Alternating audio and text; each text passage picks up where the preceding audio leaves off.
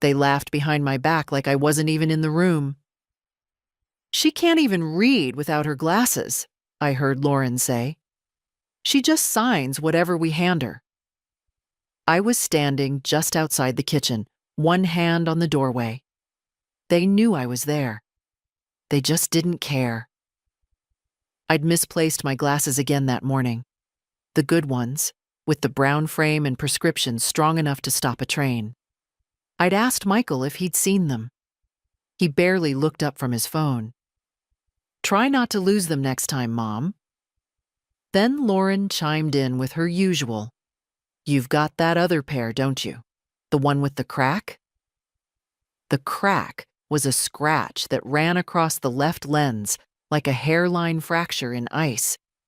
I could barely read the microwave clock through them, let alone anything with print smaller than a billboard. They had no idea I heard them laughing. Or maybe they did. Either way, that was the moment something in me shifted. I didn't say anything. I just turned around and went back to my room. I sat down on the edge of the bed, looking at the soft pink quilt I'd sewn by hand 15 years ago. It was starting to fray along the edges. Like me. When did I become a joke in my own house? I wasn't always like this. I taught literature at Hartford High for 38 years. I taught seniors, the hard ones, the ones who hated Shakespeare and wanted nothing more than to graduate and forget my name. But I got through to them. I always did. I saw things in them no one else saw. And now here I was, a blind old woman being laughed at in the hallway by her daughter-in-law. The house used to be mine. Michael grew up in it, scraped his knees on this floor, spilled juice on these carpets. After Peter passed, I stayed here alone for 5 years. I kept the garden going. I shoveled my own snow. I even fixed the damn washing machine with a YouTube tutorial and a butter knife. But then, Michael started coming around more often, and Lauren too, and they said all the right things. "You shouldn't be alone in this big house. Think of the bills, Mom. We'll help manage everything. Just sign a few things for the taxes." That was 3 years ago. I remember the day I signed the documents. I didn't have my glasses then either. I told myself it didn't matter. I trusted them. My son. My own son. Now Lauren kept the keys. I had to ask her if I wanted to use the car. Michael handled my prescriptions. I hadn't seen a bank statement in 2 years. And when my reading glasses disappeared, somehow no one could remember where they went. I stood up from the bed and walked to the small writing desk by the window. It still held my old stationery, a dried-up fountain pen, and a stack of mail. Most of it junk. But tucked between the pages of an old grocery flyer was something thicker, yellowed, folded twice, paper soft from age. It was a photocopy of something. I squinted, holding it to the light. Conveyance of property. Hartford County Registry. My name, Michael's name, Lauren's. I could make out the signature at the bottom. Mine. I grabbed the cracked lens glasses from the nightstand and shoved them on.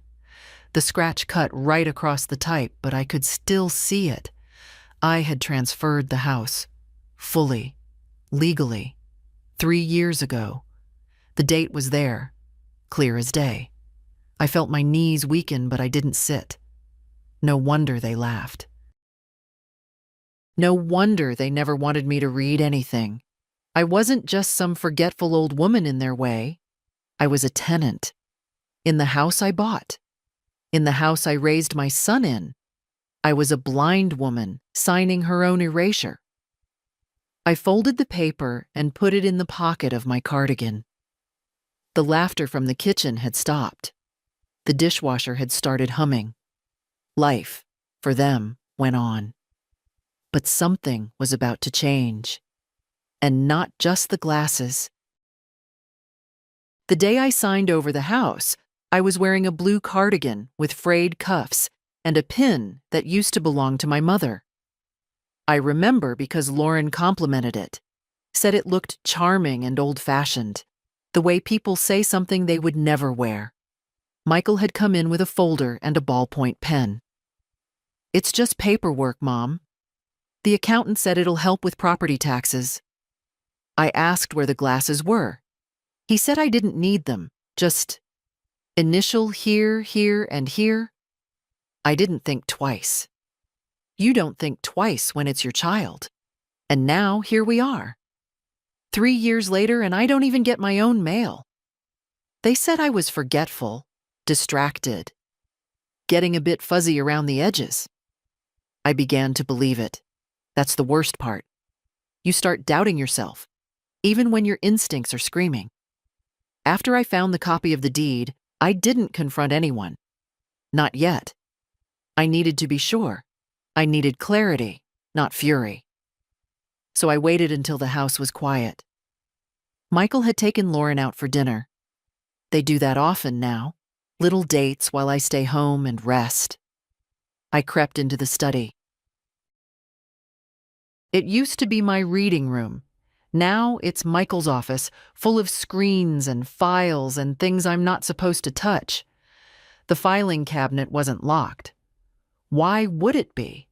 Who'd imagine the blind old woman would go snooping? I pulled open the bottom drawer, the one he always shuts quickly when I walk by. Insurance, banking, tax filings, and a folder with my name on it.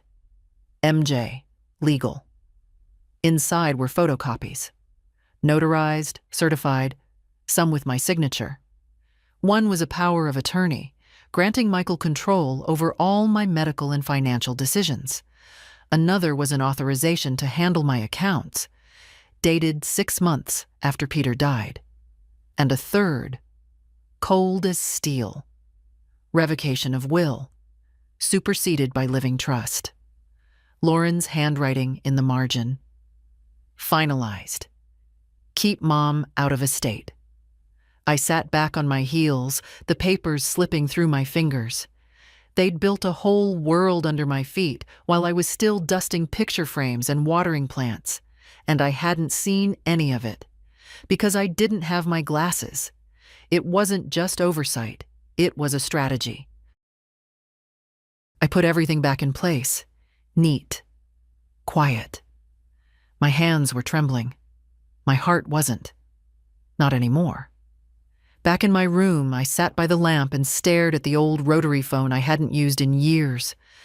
Next to it was an address book, the old kind, pages yellowing and curling at the corners. I turned to the letter S. Sandra Myers, attorney at law. We taught together once long ago before she switched careers. She always said, "You'll need me one day. Everyone does." I dialed her number. It rang 6 times before a brisk voice answered. "Ms. Myers' office." "Tell her it's Marilyn Johnson," I said, steady as steel. "She'll remember me." Sandra called back that evening. "Marilyn," she said, warm and surprised. "It's been too long. What's going on?" "I need you to look at some documents," I said. "I think I signed away more than I realized." A pause. "Do you feel safe?" "For now." We scheduled a meeting for Monday morning. I'd take a cab. No need to tell anyone. That night, I laid in bed, staring at the ceiling, the scratch in my glasses cutting a faint line across my vision. The room was dark, quiet. The house, asleep. But I wasn't. My hands were still. My mind was not. I thought about how small betrayals start. Not with a slap or a scream, but a whisper. A nudge. A pen placed gently in your hand while your eyes are tired and your heart is trusting. I'd given my life to this family, and they'd taken the rest without asking. But I had one thing they'd underestimated. I remember everything, even without my glasses. The mornings used to start with the smell of coffee and the sound of Peter tuning the radio to the Weather Channel. Now they begin with Lauren's footsteps in the kitchen and the hum of the espresso machine she insisted on buying. "It's more efficient," she said. "We don't have time for drip." They don't ask if I want coffee. They assume I'll take tea. Weak, lukewarm, left on the counter until it cools. That Sunday, no one spoke to me until noon. Michael was in his office. Lauren had a Pilates class and came back, glowing, smug. I sat on the porch with a blanket over my knees, watching the birds peck at the feeder. They used to be mine. Now Lauren tells me not to overfill it. It attracts squirrels. Everything became theirs over time. It's hard to pinpoint when exactly I stopped being someone they spoke with and became someone they spoke around. Like I wasn't there. Like I was a houseplant, old, ornamental, in the way, but too sentimental to throw out. Lauren started taking over the kitchen first. "You've done enough cooking, Marilyn. Let us take care of you." At first, it sounded kind. Until "take care of you" turned into "don't touch the groceries." "I've already planned the meals. Why don't you sit down, Marilyn, and let me handle things?" Then they rearranged the living room, packed up my old photo albums, moved the antique lamp to the attic, replaced Peter's chair with a leather recliner Michael found online. I came back from a dental appointment, and my house was unrecognizable. Lauren smiled. "Surprise! We did a refresh. Don't you just love it?" I stood in the doorway, holding my purse like a stranger. There was no smell of lemon polish, no creak in the floorboard by the coffee table. They'd replaced the floors, too. I remember Michael putting his arm around me. "It was time for an update, Mom. We're in a new chapter now." New for them. For me, it was the slow erasure of everything I had built. Even the mail. Lauren started sorting it. "It's easier if I just filter out the junk," she said. But she kept everything, even letters addressed to me. Once I found a sealed envelope on the kitchen table, my name on it. A card from an old student, Thomas Langdon. He'd tracked me down after 20 years to say thank you for believing in him. I'd never have seen it if I hadn't been looking for the salt. Michael dismissed it. "What's the big deal? You got it, didn't you?" It was always like that. Everything framed as kindness. Every restriction painted as care. Even the bathroom drawer had changed. Lauren organized my medications. I used to write my own schedules. Now I take whatever pill she hands me, trusting the color matches the memory. "You're still sharp," she said once, handing me a cup of water. "But just in case." Just in case. That phrase again. It had become a cage. When I asked about my bank statements, Michael said, "We moved everything online. It's safer that way." Too much fraud targeting seniors? I hadn't logged into my bank in over 2 years. He told me not to worry. "You're protected." I used to be a woman who handled everything. Bills, taxes, repairs, appointments. Now I was an aging shadow, told when to sit, when to eat, when to be silent. But the worst was when Lauren laughed at me in front of the kids. Her nieces had come for Thanksgiving. She told them I had old lady moments. Then she whispered something, and they giggled. I remember sitting at the end of the table, carving turkey for a plate no one touched, while they toasted each other with wine I wasn't allowed to pour. I wasn't asked to say grace. I wasn't even mentioned in the toasts. And when I cleared my plate and quietly left the room, no one followed. They think I'm harmless. They think I've forgotten how to fight. But I see everything, even without clear vision. And Sandra Myers has an appointment set for tomorrow. I may not get everything back, but I'll get myself back. I woke up before dawn. Not because of the arthritis or the usual groaning of the floorboards, but because I had something to do. I sat on the edge of the bed, waiting for the house to stay still. Lauren and Michael never stirred before 7:30. She needed her 8 hours, and he never started his day without a protein shake and at least 20 minutes of silence. That gave me a window. I dressed slowly. Slacks, blouse, cardigan. The same clothes they said made me look dated. I liked that word. Dated things endure. Trendy ones vanish. I didn't tell anyone I was going out. Just took my old leather handbag, the one with the little tear inside the lining, just big enough to hide what mattered. I slipped the copy of the property transfer document inside and closed the clasp. By 6:15, I was waiting for the cab at the end of the driveway. I didn't want Lauren watching from the kitchen window, her eyes narrow behind the glass, wondering where I was going and why I hadn't asked permission. The cab smelled faintly of cinnamon and dust. The driver was a young woman with chipped blue nail polish and music playing too low to recognize. "Downtown?" she asked. "Main and Trenton. Law office above the flower shop." She nodded and pulled away from the curb, not asking more. I appreciated that. As we drove, I saw my city. The one I used to walk through with Peter. The one where Michael took his first steps. The one I gave my working years to. Change in front of me. Shiny new condos. Coffee shops with names in lowercase letters. It all looked like a place built for people who hadn't lived long enough to lose anything.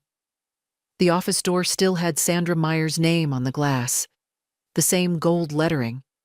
The same stubborn smudge in the bottom corner. When she opened the door and saw me, she smiled. Not the polite kind you give old acquaintances, but the warm, surprised kind that sits behind the eyes. "Marilyn," she said, pulling me in, "you look exactly the same." "Liar," I said, smiling back. She poured me real coffee. Not espresso foam or oat milk nonsense. Just hot, dark, strong coffee in a chipped mug that read, "Trust me, I'm a lawyer." We sat. I pulled the paper from my bag and unfolded it on her desk. She read silently, eyebrows slowly lifting. "You signed this without legal counsel?" she asked. I didn't have my glasses. Sandra exhaled. "Marilyn, this document gives them full title. You're not listed as a co-owner. You have no legal standing in the property, not even tenancy protections." I nodded. I had suspected as much, but it was different hearing it said aloud. "There's more," I said, and I told her everything.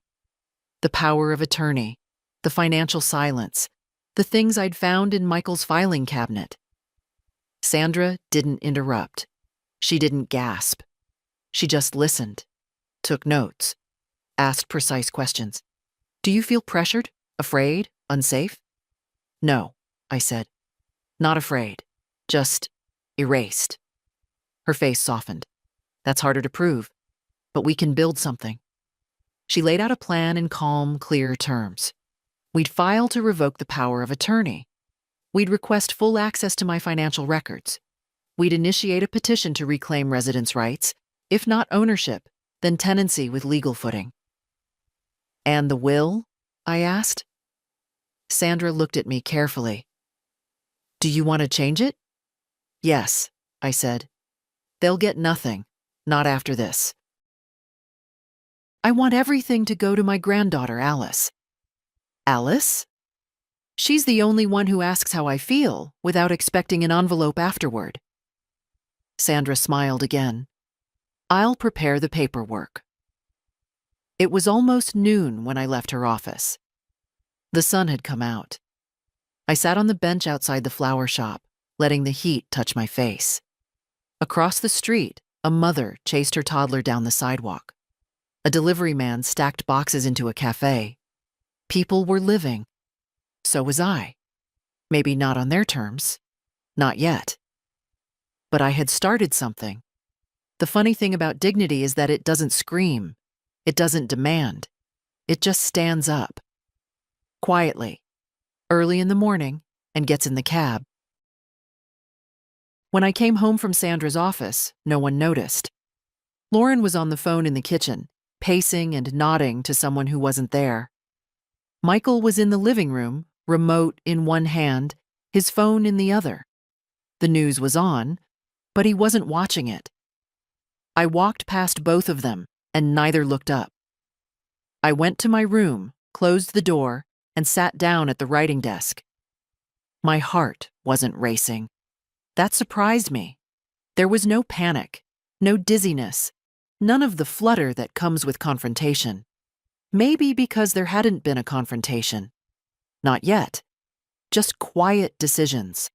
One after another. That's how people take your life from you, after all. Quietly. And that's how I would take it back. Later, Lauren knocked on my door.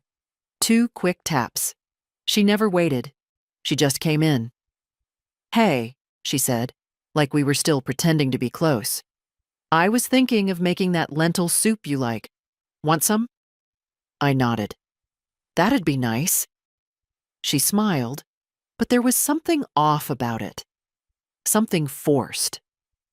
She was looking at my purse, then at the writing desk, scanning. Maybe she noticed something had shifted. Or maybe she didn't. Maybe she was just looking for a pen. That evening, while they were eating dinner in the living room, not inviting me, not asking if I was hungry, I returned to the filing cabinet. This time, I wasn't looking for shock. I was looking for evidence. In the bottom drawer, behind the MJ Legal folder, I found something new. A thick envelope. Unsealed. Inside, printouts from Michael's emails. He hadn't even bothered to password lock the computer. He assumed I couldn't read the screen with my damaged glasses. He assumed I wouldn't try. I squinted, moved the lamp closer, angled the monitor just right. It was slow going, but I could make out the subject lines. RE. Equity transfer forms. Follow-up on rental agreement template. Vacancy timeline for upstairs unit. My unit. They were planning to move me out. Turn my home, the one I'd bought with Peter, into a duplex. Rent the top floor to young professionals. Lauren had even contacted a stager. "She'll never know," one of her messages read. "Just say we're repainting. We'll have her downstairs with her books and tea, and she won't notice the difference." I sat perfectly still. I had imagined betrayal. But not this. Not the full architecture of it. They weren't waiting for me to die. They were moving ahead while I still lived and breathed under their roof. I stood up and walked back to my room, slower than usual. Sat on the bed. Stared at the lamp. I remembered the night I brought Michael home from the hospital. His first fever. I stayed up all night, pressing cool cloths to his forehead. His little hand gripped mine like it was the only thing anchoring him to the world. I didn't sleep. I didn't complain. I just loved him. And now he was building my exit in quiet emails and unsigned leases. That night, I wrote a list. At the top, what I still control. My will, my bank account, pending Sandra's filing, my medical directives, my body, my voice. Then I wrote a second list. What they've taken. The house, my privacy, my autonomy, my voice, until now. The 2 lists stared at me, side by side. I'd lost things. That was undeniable. But I hadn't lost everything. And I hadn't lost me. The next morning, I called my bank. Gave them Sandra's name. Told them I wanted full printouts of the last 2 years of transactions. They asked why. I said, "Because I'm not dead yet." The woman on the phone chuckled. nervously. I didn't. After that, I called Alice, my granddaughter. She was always careful with me, gentle, but not condescending. She called once a week, brought me cookies she made from scratch, listened when I spoke, didn't interrupt, didn't ask for anything. When I told her I needed to talk to her in person, just us two, she said, "Of course, Grandma. I'll come tonight." And she did. She came in wearing jeans and a green coat, her hair a little wet from the rain. She gave me a real hug, not the side squeeze kind, the real kind. Both arms, both eyes closed. I made us tea, poured it into the blue porcelain cups that Lauren tried to give away last year. "This house is full of clutter," she'd said. I kept them anyway. I keep everything that matters. Alice sat across from me. "What's going on?" she asked gently. "You sounded serious." "I need your help," I said. Then I pulled out the documents, and I started telling the truth. Alice didn't say a word for the first 10 minutes. She read slowly, carefully, like I used to read over student essays with a red pen. Her fingers moved lightly over the pages. The property deed, the emails I'd printed from Michael's computer, the copy of the power of attorney I hadn't even remembered signing. When she looked up, her eyes were wet. "Grandma," she said quietly, They actually did this?" I didn't answer. I didn't need to. She closed the folder and exhaled, long and slow, the way you do when you're trying to keep yourself from breaking something. Then she leaned forward and asked the question no one else had. "How are you holding up?" It undid me. Not completely. I didn't cry. But something in my throat tightened. It felt like air passing through old, rusted pipes. I poured more tea and nodded to the chair by the window. "Sit with me a while, Alice. Let's talk like we used to." She brought her cup and curled up in the same spot she'd sat in as a girl, her legs now too long to fold under her like they used to. She looked at me, waiting. "It didn't happen all at once," I said. "It was little things. Small moments. They make you feel like you're lucky to still be allowed in the room. Then one day, you realize you don't have keys to your own life anymore." Alice's voice was quiet. "Why didn't you tell me sooner?" I smiled. "Because shame is sneaky. It tells you it's your fault, that you're being dramatic, that maybe you did misplace those glasses, maybe you did forget the terms of that paper, maybe you are in the way." She shook her head. "No, that's not you. It's who they wanted me to be." We sat in silence for a moment, the clock ticking in the hallway like a heartbeat. Then Alice said, "Tell me what you want me to do." It was the only question that mattered. "I'm changing my will," I said. "Sandra's helping me. Everything I own, what's left of it, is going to you." She blinked. "Grandma, and I'm setting up a trust in your name. It'll be protected. They won't be able to touch it." "I don't want your money," she said quickly. "I just want you to be okay." "I know. That's why you'll have it." Alice reached for my hand. "What about now? What happens next?" I didn't answer right away. I was still figuring that out. But a plan had begun to form. Quiet.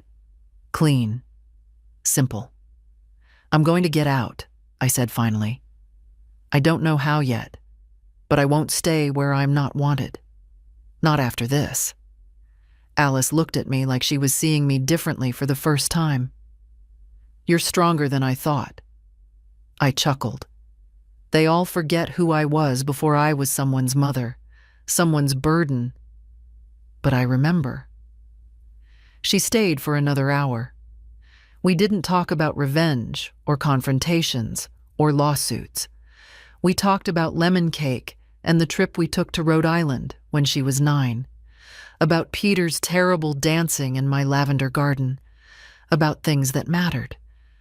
When she left, I walked her to the door.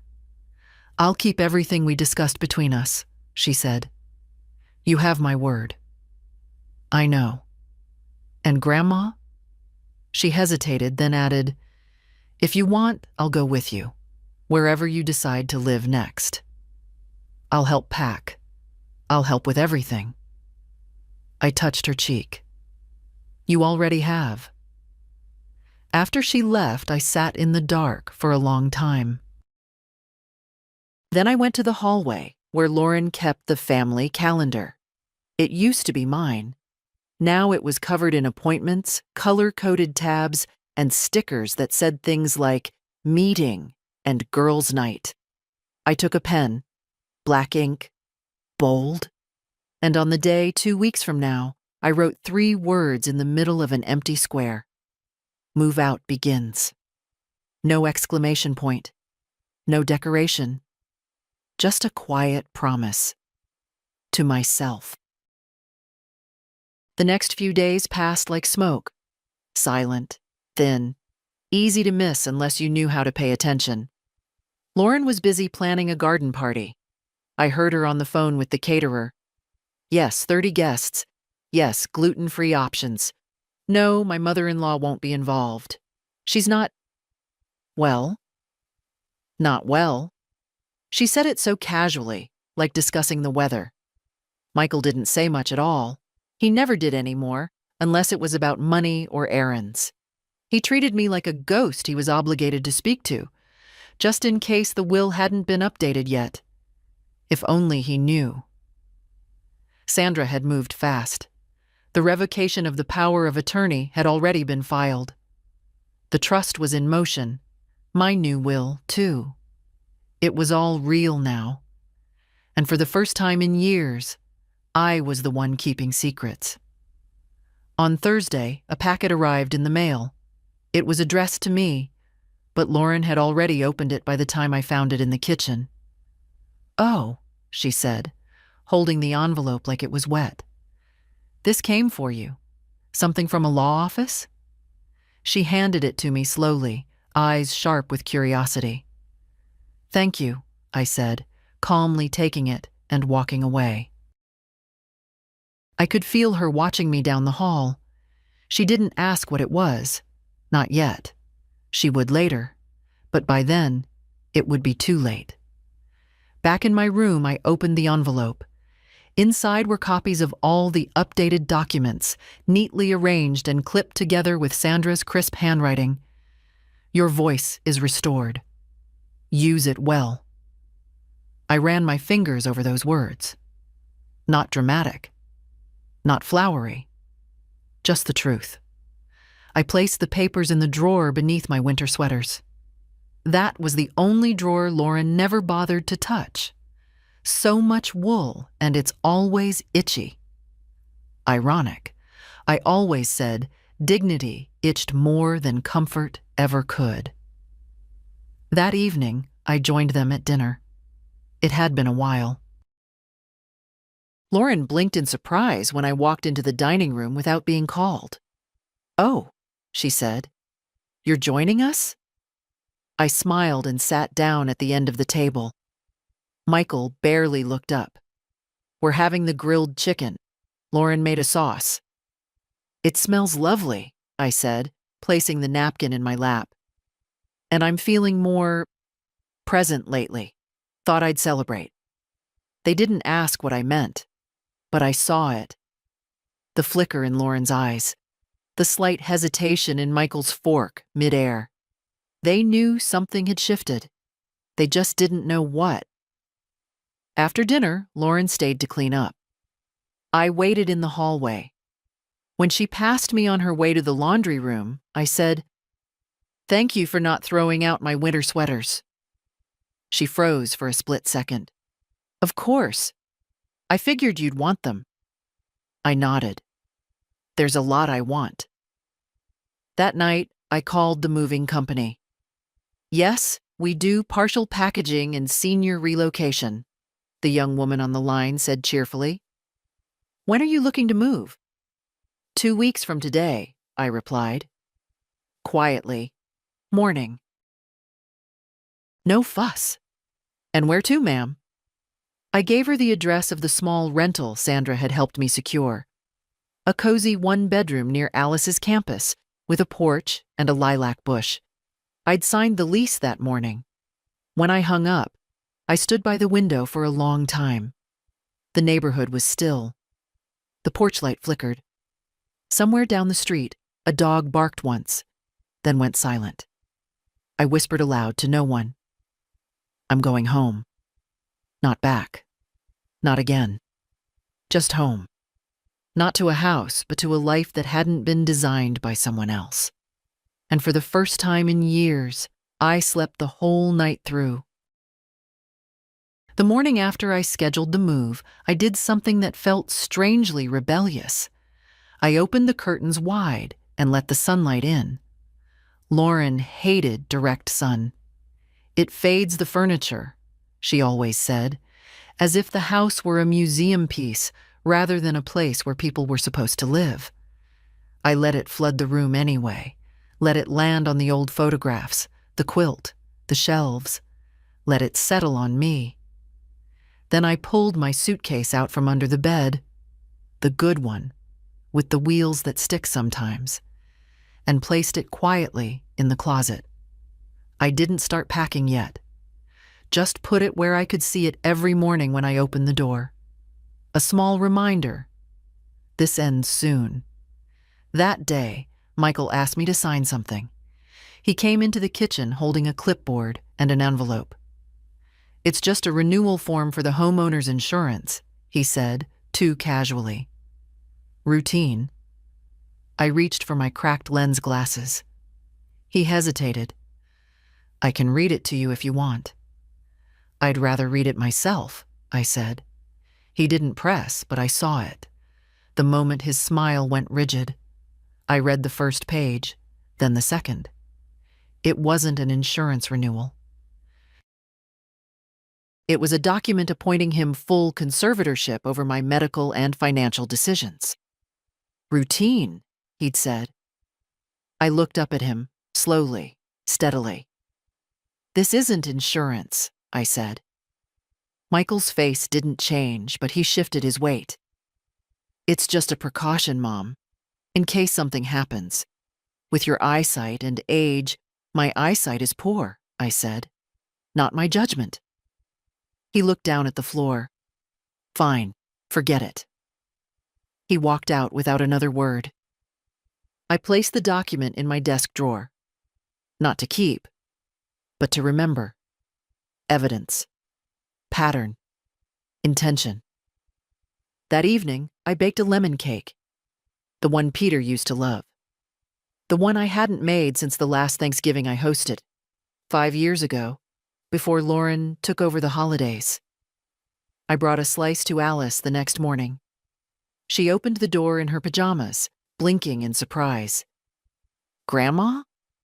You didn't say you were coming. I didn't want to ask permission.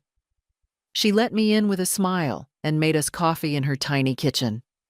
No marble countertops, no espresso machines. Just an old Mr. Coffee and chipped mugs that didn't match.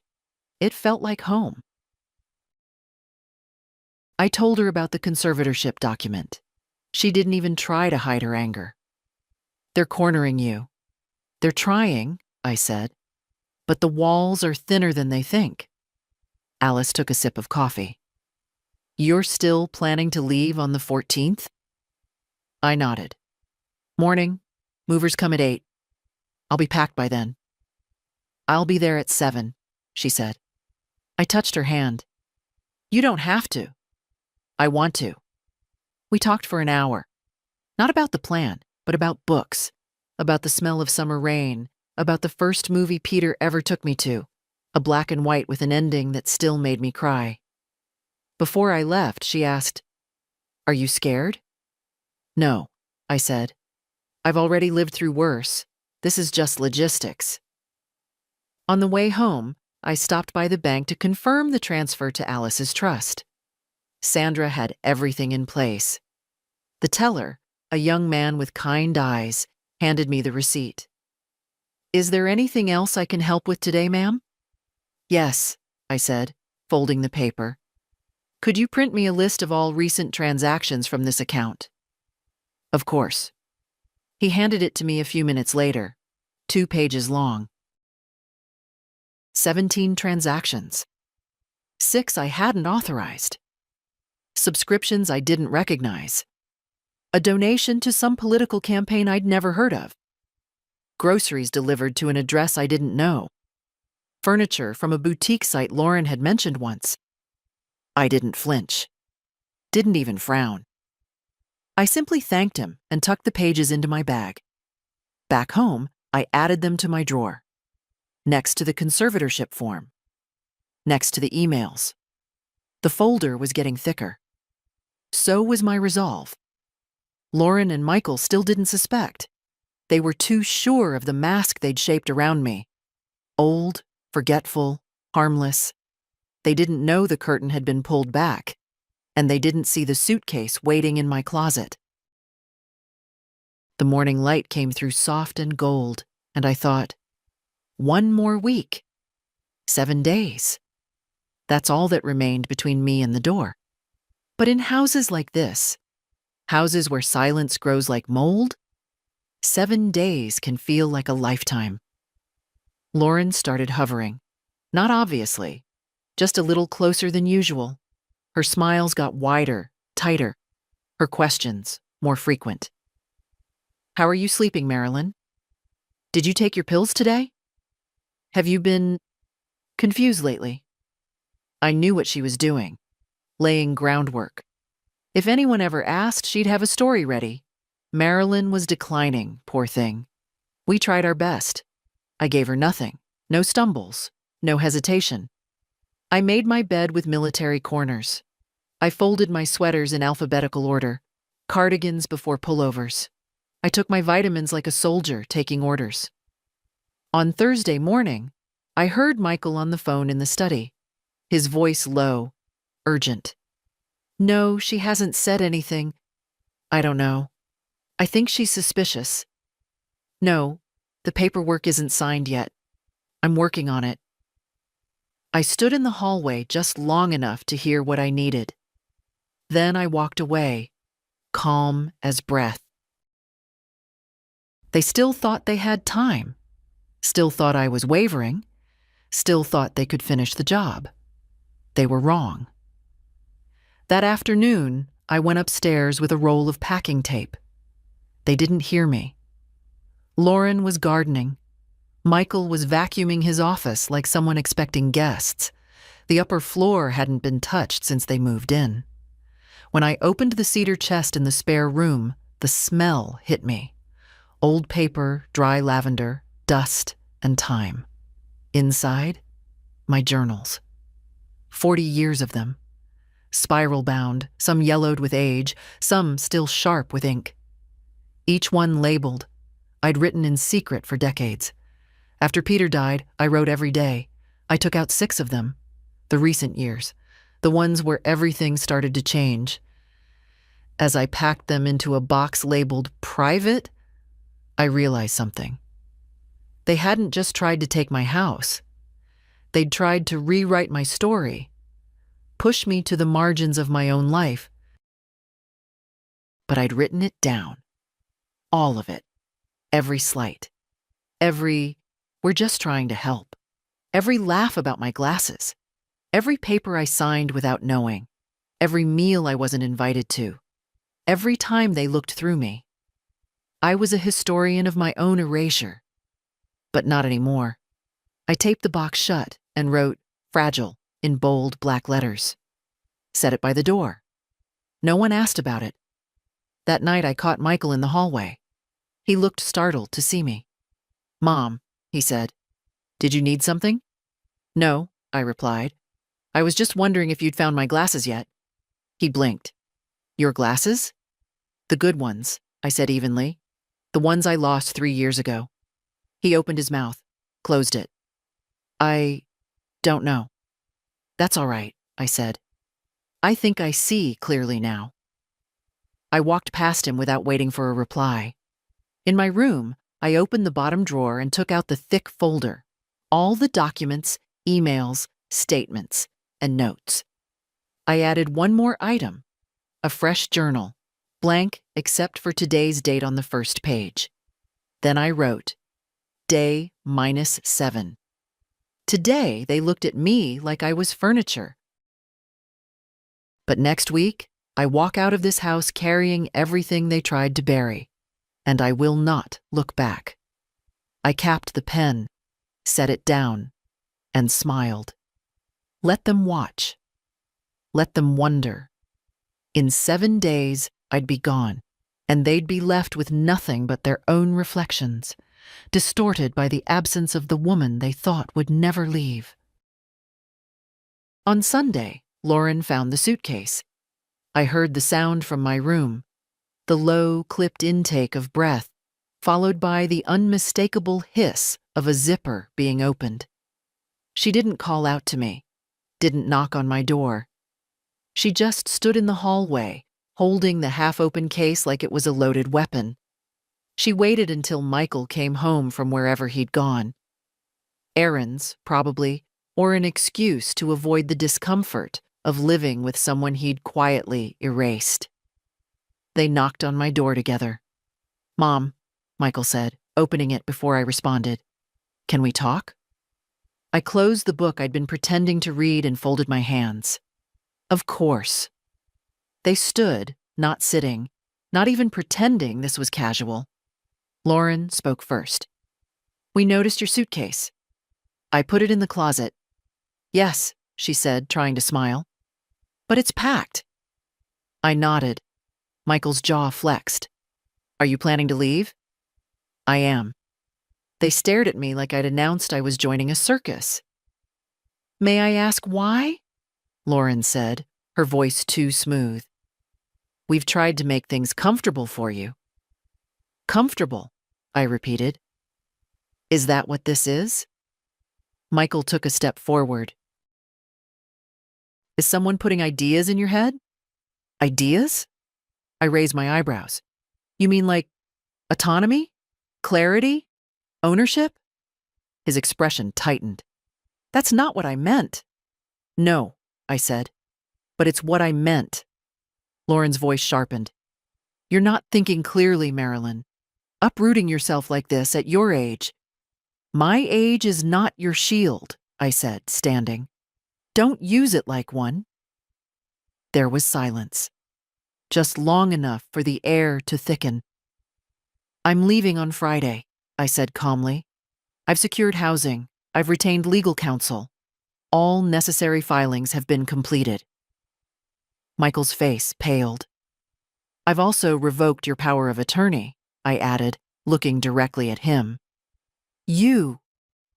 "I've reviewed 2 years of bank statements," I said to Lauren. "I'm aware of every unauthorized transaction." She opened her mouth, closed it. "I won't be asking for explanations," I continued. "I'm not interested in apologies. I'm not here to argue." "Then why now?" Michael asked, his voice quiet. "Why leave now?" I looked at him, really looked. At the boy I'd once cradled through fevers, the man who stood by while his wife dismantled my life piece by piece. "Because you counted on me never noticing," I said. "And I noticed."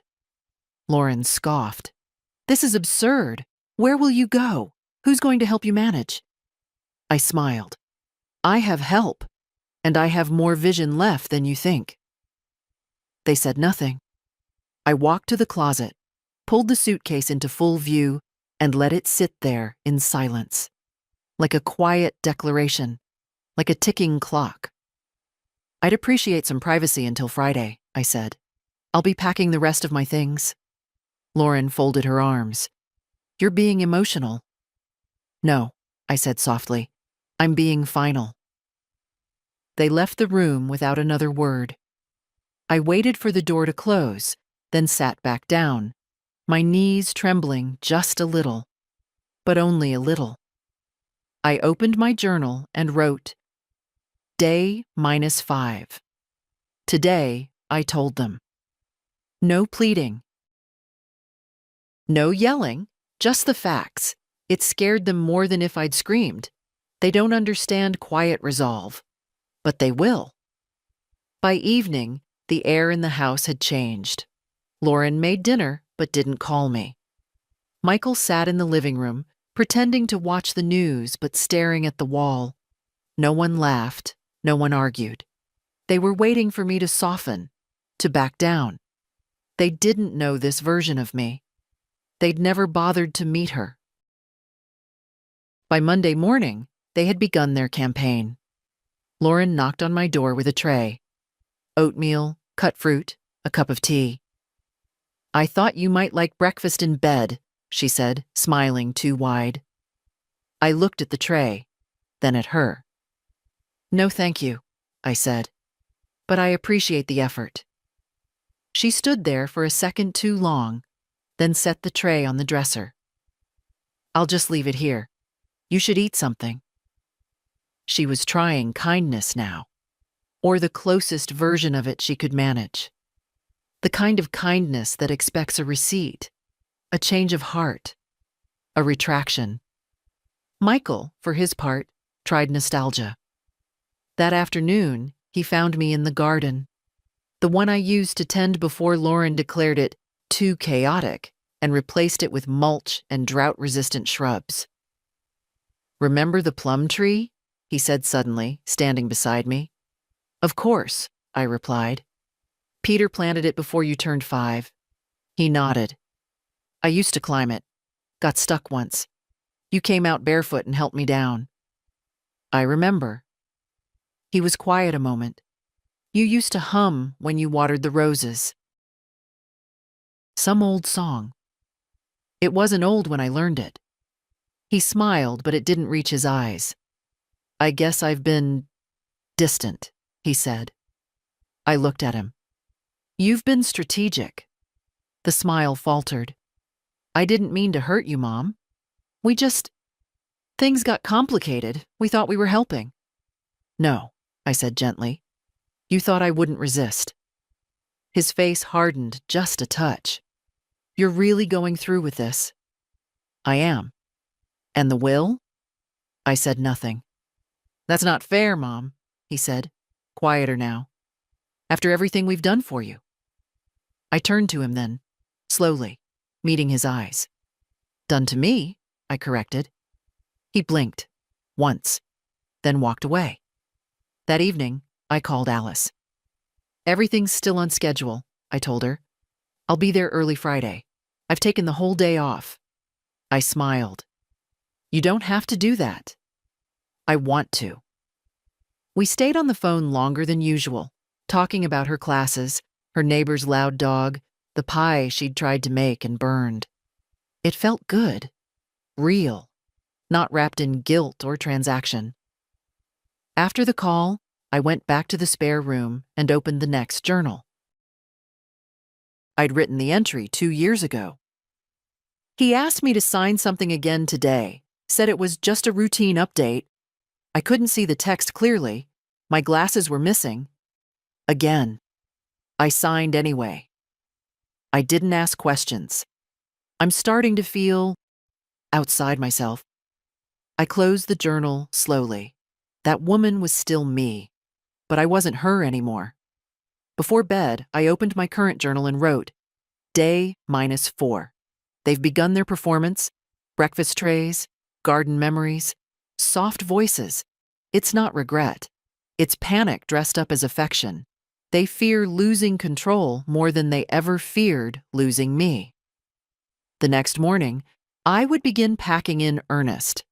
Books first, then linens, then the pictures they tried to hide in a box labeled seasonal decor. Each item I packed wasn't just a thing. It was a thread of memory I was pulling back into my own hands, and I wasn't leaving a single one behind. By Wednesday morning, the house had gone quiet. Not peaceful, calculated. Lauren no longer knocked. Michael didn't linger in hallways. Meals arrived on time but without a word, like offerings placed before an indifferent god. I stopped opening the lids. They were conserving energy, waiting for me to falter.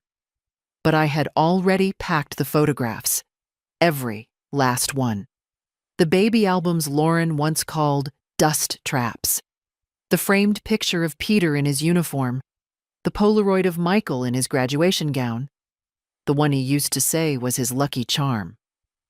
I wrapped each in soft towels and placed them in the deepest box, labeled kitchen, in large black letters. Let them dig if they wanted. They'd never find them. By Thursday, the last of the books were gone from the shelves.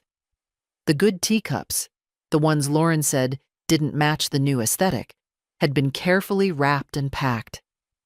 The quilt I made the year Peter got sick was folded at the top of my suitcase.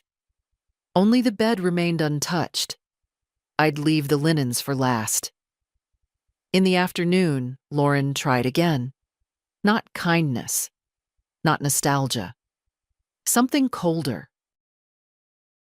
"I've looked into the place you're moving to," she said, leaning against my doorframe. "It's small." "I don't need much," I replied. "There's no elevator. There's a staircase. No one to look after you." I met her gaze. No one to undermine me either. She opened her mouth, closed it. "We did everything we could. You did everything you thought you could get away with." She stepped back like I'd struck her. "I hope you'll be comfortable," she said, stiffly. "But I won't pretend this isn't disappointing." "I'm not asking for honesty now," I said. "I asked for it 3 years ago. You gave me a pen instead." She left without another word. I went to the hallway closet and pulled out the brown box labeled MISC. Inside, beneath tangled cords and faded wrapping paper, was the envelope I'd hidden the day I found the property documents. I opened it again, not to check. I knew what it said. But to feel the weight of it one more time. Conveyance of property. Revocation of will power of attorney. Durable and broad. It was a graveyard of my trust, laid out in clean legal language. I placed it gently in the folder with everything else and sealed it with a paperclip. Tomorrow, I'd hand it to Sandra in person. But tonight, I would sleep in my bed one last time. Before I did, I made myself a small cup of tea. The peppermint kind they always said smelled too sharp. I carried it to the porch and sat in Peter's old chair, the one they'd tried to give away last summer. The evening air was cool, and the leaves were starting to turn. The street was quiet. No cars, no voices. Just the sound of wind through the trees and the faint crackle of dry leaves under their weight. I sipped the tea slowly, let it burn just a little. And I thought, this is what surviving looks like. Not drama, not noise, just endurance, and one packed box at a time. Back inside, I turned off the lights, changed into my nightgown, and opened the journal one last time that week. Day -1. I've packed my whole life into 12 boxes. Everything that matters. Everything they thought I wouldn't notice missing. Tomorrow, I take it back. Not with a fight, with a key, with a cab. With the dignity of walking out under my own name, on my own feet. I placed the pen down and closed the book. In the dark, I smiled. Let them keep the house. They'll never own what I just reclaimed. Friday morning came without ceremony. No parade of last-minute questions. No clumsy attempts at reconciliation. Just quiet. Suspicious. Loaded quiet. I woke before dawn. Dressed in slacks and a soft blue sweater Peter once said made me look like someone who still remembered how to dance. I brushed my hair. Put on lipstick. Not because anyone would notice, but because I would. The movers arrived at 8:02. 3 young men, polite, efficient, a little too loud in their greetings. I waved them in and pointed to the boxes stacked in the hallway, the bedroom, the porch. "You sure you don't need help with more?" one of them asked. "We've moved folks out of way bigger places." "This is all I need," I said. "I'm not leaving anything important behind." While they loaded, I walked through the house one last time. The kitchen, now cold and perfect. The living room, stripped of memory. Michael's office, door closed. Of course. I passed the calendar Lauren kept so meticulously. I'd crossed off each day this week in thick, black lines. Today's square held just 2 words. Move out. I didn't cross it. I didn't need to. I was living it. At 8:47, Michael came downstairs. He didn't speak right away. Just stood by the staircase, arms folded, watching the last box disappear into the truck. Then, quietly, "So you're really doing it?" "I already did it," I said. He looked older in that moment. Not from age, from the weight of watching control slip through his fingers. "Did you ever think about how this looks?" he asked. "To the neighbors? To Alice?" "To Alice?" I said, my voice sharper than I intended. "She knows more than you ever will." He winced. Lauren appeared behind him, bathrobe tight around her waist, eyes puffy. She looked at me like someone surveying storm damage. "I hope this gives you what you're looking for," she said. "It already has," I replied. The truck was full.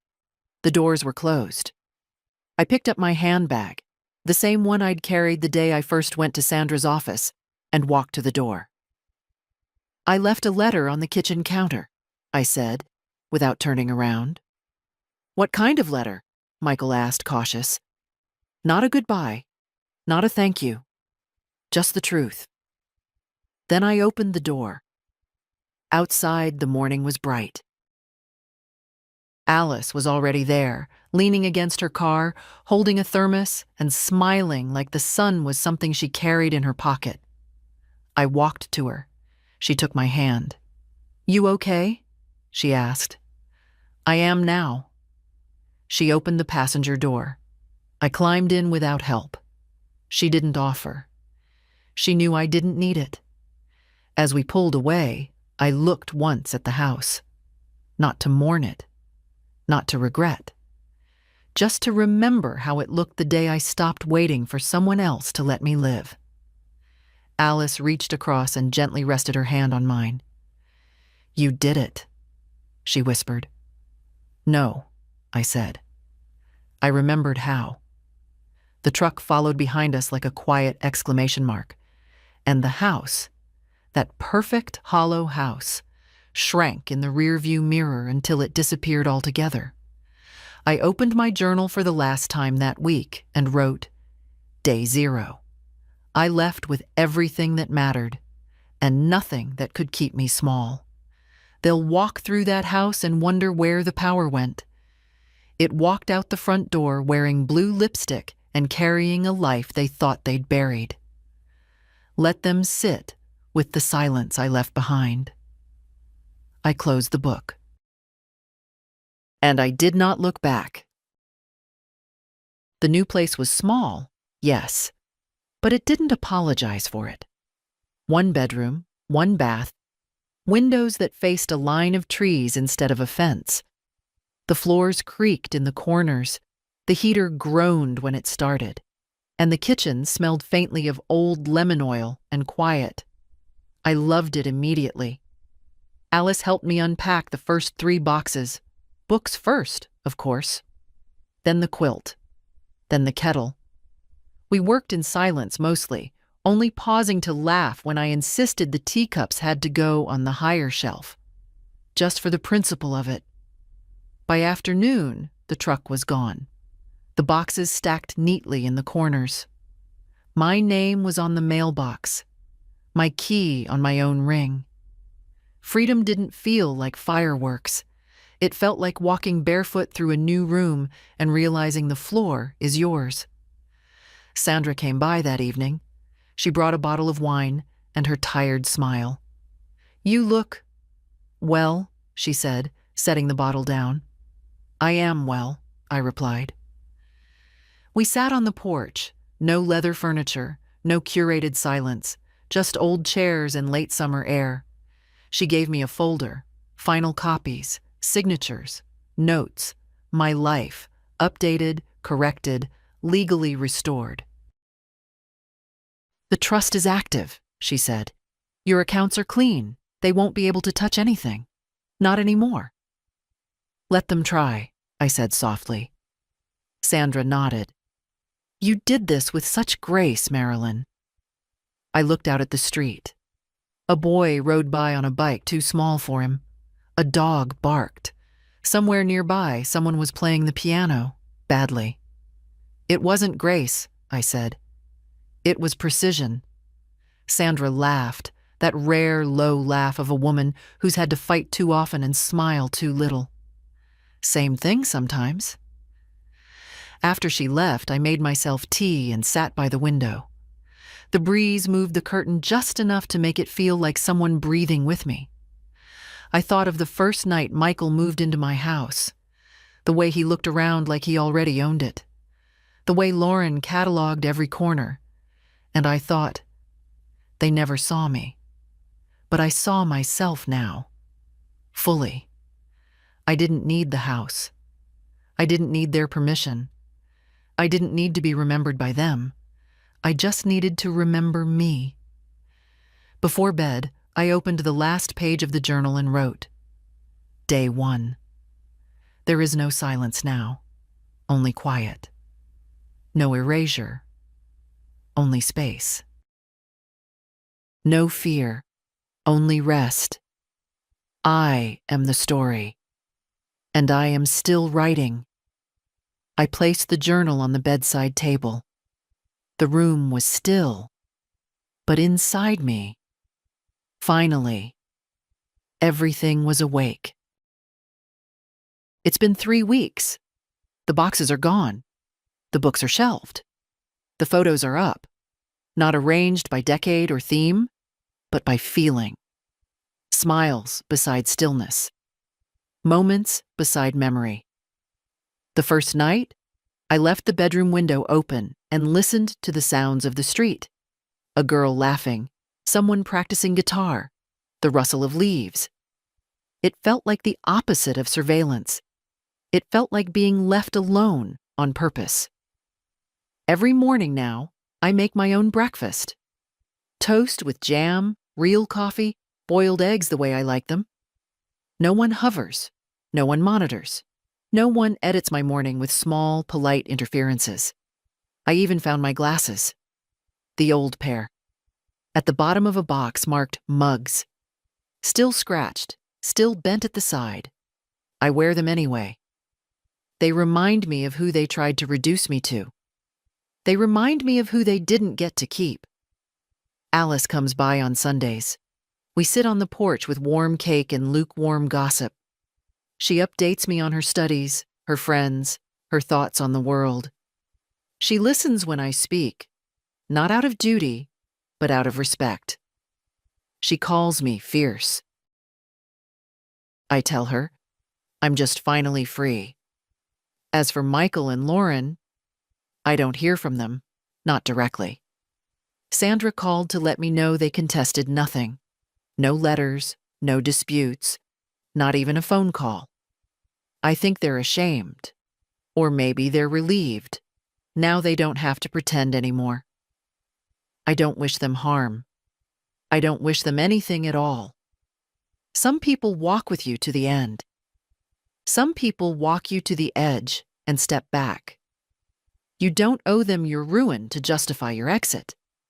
I spent too long thinking quiet meant weak, that small meant invisible, that aging meant fading. But I was wrong. Because I learned this. You can leave with no witnesses and still be heard. You can lose the house and still keep yourself. You can be reduced on paper and yet expand in spirit. And sometimes, the loudest form of resistance is living well in a place they can't touch. If you're reading this, if any part of this feels like your life, I want you to know something. It's not too late. You are not stuck. You are not foolish. You are not just tired. You are allowed to begin again. Even now. Especially now. Take the pen back. Take the morning back. Take your name back. One box at a time. One room at a time. One quiet, unapologetic step at a time. And when you do, when you open that door, don't look back. Look forward. Then tell your story, so no one else has to wait as long as we did. If this story found you, stay. If it shook something loose, follow. And if you saw yourself in even a single line, leave a comment. I'll be reading.